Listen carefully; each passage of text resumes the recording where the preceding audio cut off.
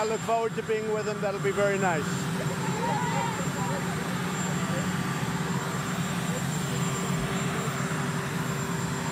Well, we're going to be talking. We'll be talking on the plane. I actually have a good relationship other than there's been no collusion, folks, no collusion. And, but I have a very good relationship. We'll see. I don't hear you. No, I don't. No. Mr. President, are you worried?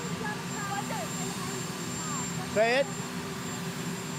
I thought the way they behaved was absolutely atrocious. I've never seen anything like it.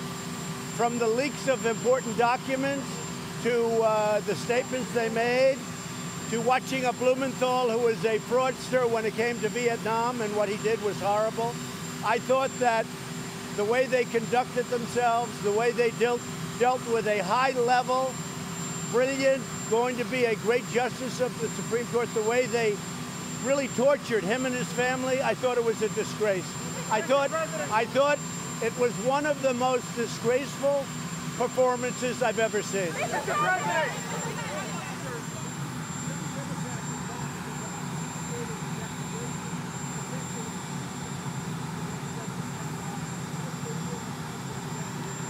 So I've been hearing that now they're thinking about impeaching a brilliant jurist, a man that did nothing wrong, a man that was caught up in a hoax that was set up by the Democrats, using the Democrats' lawyers, and now they want to impeach him.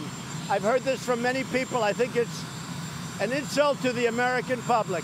And I think you're going to see a lot of things happen on November 6th that would not have happened before.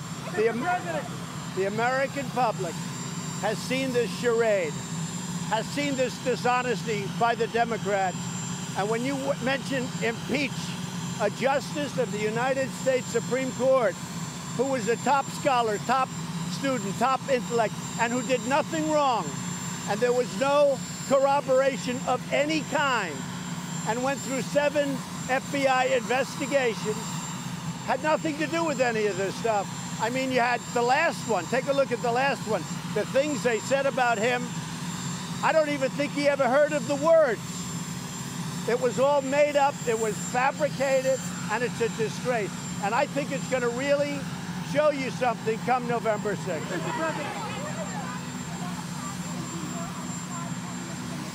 I don't hear you, what? I think a lot of Democrats are going to vote Republican because I have many friends that are Democrats. The main base of the Democrats have shifted so far left that we'll end up being Venezuela. This country would end up being Venezuela. I think a lot of Democrats are going to be voting Republican on November 6th.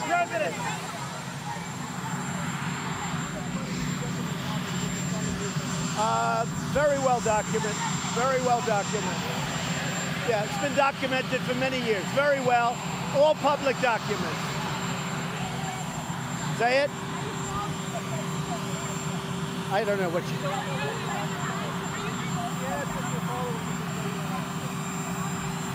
I don't understand the word she's... Not at all. Not at all. Mr. President, are you worried?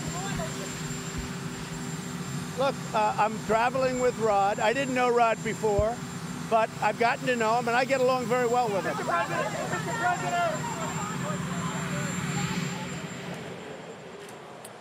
President Trump stopping to speak with some reporters. He's on his way to Orlando. He's going to be participating in the police chiefs meeting this afternoon, mostly taking some political shots at Democrats, though feeling good after he got his second Supreme Court justice confirmed over the weekend. Our Eamon Javers is with us from outside the White House, where, Eamon, I think you were trying to ask a question about the president's finances. Yeah, that's right, Sarah. You heard the president just toward the end there. He came around to the side. That's where I was standing just a few moments ago. I asked the president, in light of this New York Times investigation, remember, the president had said over the years that he got a $1 million loan from his father that he had to pay back with interest, and that's all he got to get his start in his career in business. I asked the president, how much money did you get from your father to get your start in business? Given the New York Times story, the president said that's all been documented. It's been very well documented.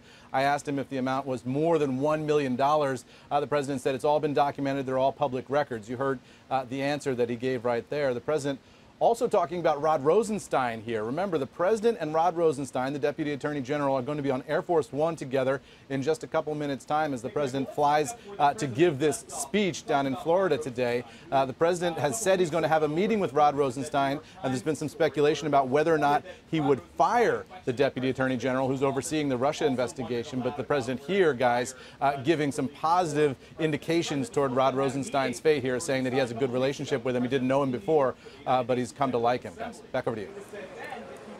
Eamon, given what the president also said about Rex Tillerson before we saw his exit, how should we weigh that? Well, I think it's not in the president's political interest to fire Rod Rosenstein. He might be tempted to do it. He might want to do it because of his enormous frustration with the Russia investigation, which he voices all the time. But it's sort of like touching the electrical fence, right? It's a problem, even though you might want to escape from the pasture, it's a problem to do that. So we'll see which side of the president's personality wins out here.